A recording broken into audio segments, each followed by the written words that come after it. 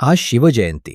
396 वर्षांपूर्वी शिवनेरीवर एक असा सूर्य तरपला, ज्याने पुढची अनेक शतकं अंधारात असलेल्या या मातीला प्रकाशाची वाट दाखवली. लोक म्हणतात महाराज फक्त राजे होते, पण महाराज एक विचार होते.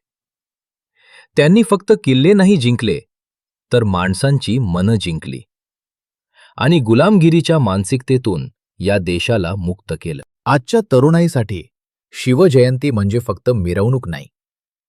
शिवजयंती म्हणजे शून्यातून विश्व निर्माण करण्याची जिद्द आणि अन्यायाविरुद्ध लढण्याची ताकद. महाराजांच्या प्रत्येक मोहिमेत एक मॅनेजमेंट लेसन आहे.